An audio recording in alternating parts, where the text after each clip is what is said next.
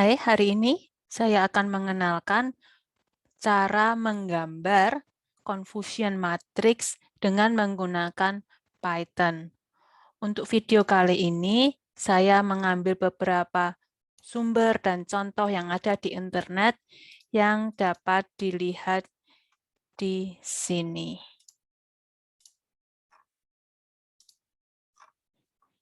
Nah, seperti yang terlihat di sini, saya banyak memakai library dari Scikit. Ya, seperti ini. Nah, untuk contoh hari ini, saya mau memanfaatkan dataset yang standar saja, yaitu dataset bunga iris atau bunga anggrek.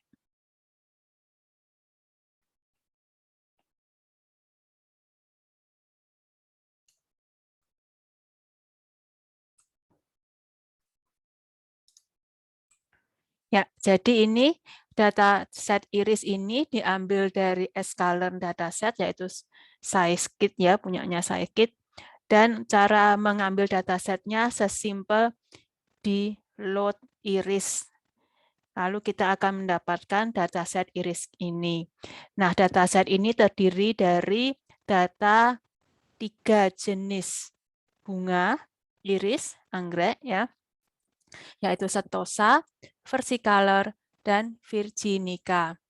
Nah, datanya ini terdiri dari 4 buah feature, yaitu panjang dan lebar daun, kemudian panjang dan lebar kelopak bunga. Nah, apa yang kita lakukan? Kita pertama-tama akan membagi dataset itu menjadi dataset untuk training atau pelatihan dan dataset untuk testing atau ya testing. Nah, untuk contoh kali ini saya ambil 2 buah feature saja dari dataset tersebut. Ya, dari iris ini kita ambil bagian datanya karena masing-masing bunga itu terdiri dari 50 bunga, maka saya ambil 25 pertama sebagai training data kita. Saya ambil 25 dari Setosa, 25 dari Versicolor, dan 25 dari Virginica untuk training datanya. Kemudian saya kali ini hanya tertarik untuk menggunakan 2 buah feature dari dataset tersebut.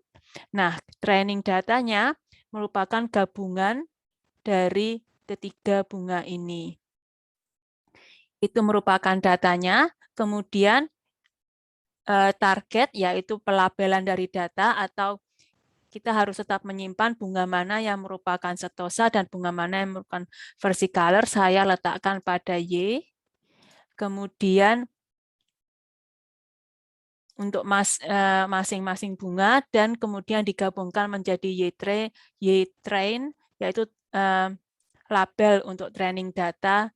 Di sini Y1, Y2, dan Y3-nya digabungkan menjadi satu. Ini saya jalankan.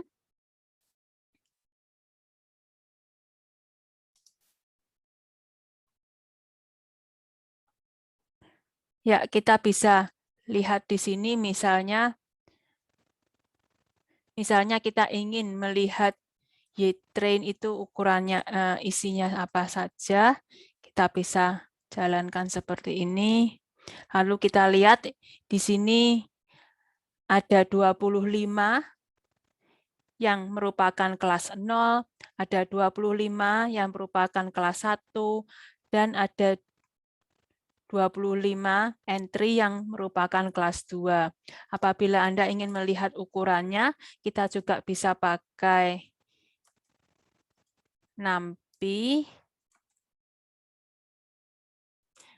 Kemudian kita cari saja ukurannya dengan fungsi shape.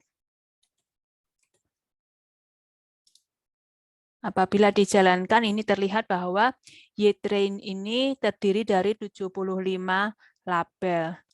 Apabila Anda ingin melihat ukuran dari X datanya, Anda akan tahu bahwa ini terdiri dari 75 data, dan masing-masing data terdiri dari 2 buah feature. Itu merupakan training data kita. Sisa dari datanya saya ingin jadikan testing data. Ya, jadi data-data berikutnya yang 25 hingga 50, 75 hingga 100 untuk per masing-masing bunga, jadi 25 data tiap bunga digabungkan menjadi data tes. Kemudian yang tentu saja kita harus mempunyai data label dari data tes tersebut untuk nantinya ya untuk menghitung akurasinya.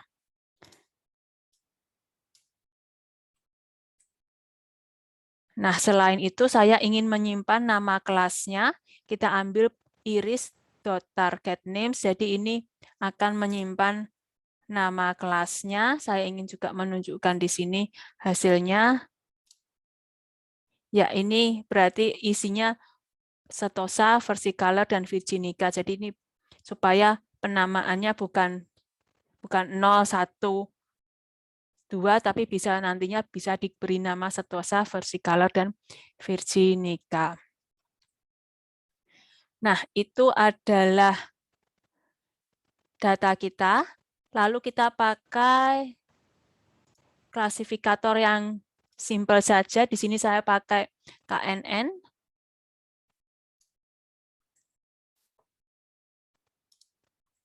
Nah, KNN ini dari Escalon juga. Kita tinggal memakai KNN, K-Neighbors Classifier, memilih jumlah neighbors yang kita inginkan, jenis weight-nya, dan distance-nya mau pakai apa. Ini classifier-nya saya beri nama My Classifier. Kemudian kita masukkan data training kita ke classifier. Ini saya jalankan.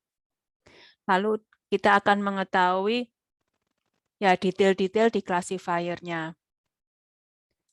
Nah, jika kita ingin sekarang mengetes classifier kita, ya Y hasilnya, prediksinya adalah myClassifier.predict. Kita bisa pakai fungsi predict di sini. Lalu kita masukkan data tes kita. Ini saya keluarkan hasilnya juga.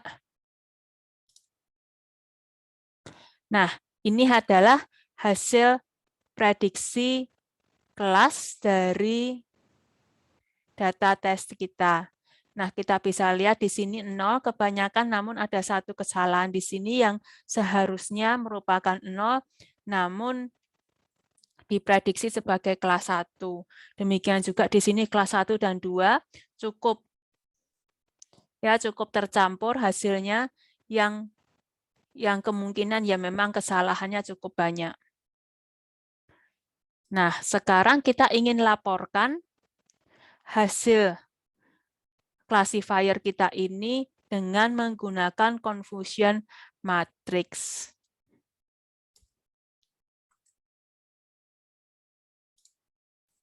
Di sini saya pakai Matplotlib library untuk nanti menggambarnya. Lalu confusion matrix itu sendiri ada di Escalar juga .matrix. Ya, jadi kita pakai fungsi confusion matrix nanti untuk menggambarkan matriksnya. Kita pakai confusion matrix display. Tapi untuk pertama kali kita pakai fungsi confusion matrix di sini. Di sini kita berikan data dari Y test kita dan data dari Y prediksinya. Kemudian fungsi ini akan membandingkan mana yang sama dan mana yang tidak sama. Saya beri nama CM di sini. Lalu kita juga lihat sekalian CM seperti apa. Nah, di sini terlihat bahwa ada 24 data dari kelas 0 yang diklasifikasikan secara benar dan ada satu data yang diklasifikasikan secara salah. Kemudian ada 18 data dari kelas 1 yang terklasifikasi secara benar dan ada 7 data yang terklasifikasi secara salah. Kemudian dari kelas yang kedua, ada 10 data yang terklasifikasi dengan benar dan ada 15 data yang terklasifikasi dengan salah. Nah, ini kita sudah dapatkan confusion matrix-nya, namun seringkali kita butuh untuk menggambarkannya. Untuk itu kita pakai fungsi confusion matrix display. Lalu PLTSio ini dari Matplotlib kita pakai untuk menampilkan gambarnya. Nah, di sini saya masukkan confusion matrix-nya. Kemudian saya masukkan juga kelasnya. Ini saya jalankan dulu saja supaya Anda dapat melihatnya. Nah, ini akan tampak seperti ini dari matriks yang di atas 24, 1, 0, 0, 18, 7, 0, 15, 10. Kemudian warna dari tiap kotak di sini menyesuaikan angkanya. Jika 24 mungkin yang paling tinggi di sini dan 0 yang paling gelap di sini. Nah, untuk sekedar penjelasan, saya juga ingin menjelaskan my classifier class di sini. Ya, ini kalau ditampilkan, dia akan menunjukkan array 0, 1, 2 yang menggambarkan angka 0, 1, 2 yang dijadikan label di sini. True label merupakan y-test, yaitu apa yang sebenarnya, dan predicted merupakan hasil dari classifier-nya. Cara membacanya adalah ada satu buah data dari kelas 0 yang terklasifikasi menjadi kelas 1. Seperti itu. Nah, kita bisa mengganti warna dari display ini. Ada banyak pilihan. Bisa dilihat saya scroll sebentar, di ini color maps. Ya, di sana ada daftar warna yang tersedia untuk Python. Ini saya jalankan. Nah, kita akan dapatkan dengan matriks yang sama, tapi kita mendapatkan warna yang berbeda karena dia memakai color bar yang berbeda, yang plasma. Kemudian kita bisa juga misalnya mau mengganti labelnya, ini bukan 012, namun kita sesuaikan dengan nama kelasnya. Jadi tadi class names merupakan, saya scroll ke atas, class names merupakan ini, Setosa versicolor Vigilinka. Ini kita masukkan ke fungsi yang sama tadi. Kemudian jika kita ingin mengganti warnanya, display plotnya saya kali ini mau pakai biru saja. Nah, ini dapat gambar seperti ini, tidak terlalu berwarna, namun jelas juga semakin gelap warnanya, dia angkanya semakin tinggi, dan kemudian pelabelan di sini sesuai dengan kelas-kelasnya. Kemudian, kita juga bisa memanfaatkan report, classification report, untuk menghitung akurasinya. Di sini saya memakai suatu fungsi classification report dari sklearn juga. Nah, ini saya ingin memprint atau menunjukkan hasil klasifikasinya dengan memasukkan label yang seharusnya untuk kelas tes dan label yang terprediksi. Nah, ini saya berikan target namanya sesuai dengan kelas yang nama bunganya. Ya, demikian hasilnya. Kita bisa tahu precision, recall, dan F-score untuk masing-masing kelas. Dan ini karena data untuk masing-masing kelas ada 25 akan tertulis di sini. Dan untuk akurasi keseluruhan dari 3 kelas, kita ini yang merupakan sangat penting. Dan kita bisa lihat akurasi di sini adalah hampir 69% dari 75 data. Jika kita coba, kita bisa lihat juga dari confusion matrix 24, 18, dan 10.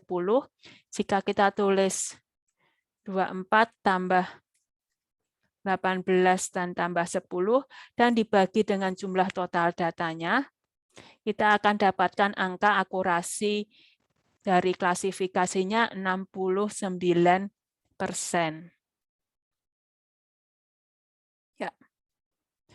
Yang tentu saja sesuai dengan classification report di sini.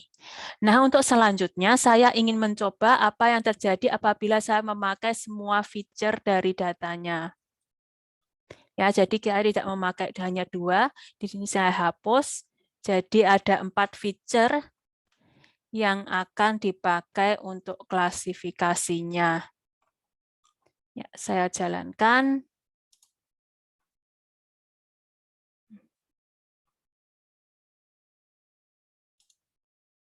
Ya, di sini ukurannya berarti dia ukuran training datanya 75 dan feature-nya ada 4. Kemudian ini testing datanya.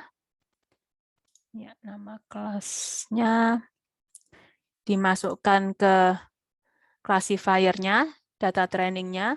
Kemudian data testing-nya diprediksi keluarannya. Kita lihat sepintas di sini memang kesalahannya berkurang untuk kasus kali ini ya. Jadi misalnya 0 ini semua 0 dan 1 ada beberapa yang memang 2 dan kemudian saat 2 juga ada beberapa yang 1 seperti itu. Nah, jika dilihat confusion matrix-nya dia 25, 24, 22 jadi cukup tinggi akurasinya dan hanya ada 4 buah kesalahan. Bisa kita munculkan, hasilnya akan seperti ini. 25, 24, 22, jadi sangat terang di tengah dan gelap di pinggir. Apabila kita ingin rubah warnanya, akan tampak seperti ini. Kemudian apabila kita lebih suka memakai yang biru, yang satu jenis warna saja, atau mungkin Anda ingin warna-warna yang lain, hanya yang satu tone warna saja, bisa juga. Nah, ini tampak bahwa diagonal dari matriks ini sangat gelap. Jadi artinya dia sangat bagus dalam akurasinya cukup tinggi ya. Kemudian di pinggir-pinggirnya ini putih warnanya juga menunjukkan bahwa kesalahannya sangat rendah. Apabila dihitung akurasinya, bisa dihitung di sini 95%. Yang kalau kita coba misalnya karena ada 4 kesalahan berarti ada 71 data yang terklasifikasi dengan benar dan itu adalah ya 95%, hampir 95%. Ya, demikian cara menggambar confusion matrix dengan menggunakan Python. Hal ini akan sangat bermanfaat apabila Anda ingin melaporkan hasil segmentasi Anda atau hasil klasifikasi Anda, terutama jika kelasnya cukup banyak. Jika grupnya atau kelasnya di sini cukup banyak, akan sangat membantu pembaca atau orang lain untuk mengerti mana kelas yang akurasinya tidak tinggi, misalnya seperti itu. Demikian penjelasan dari saya, semoga bermanfaat.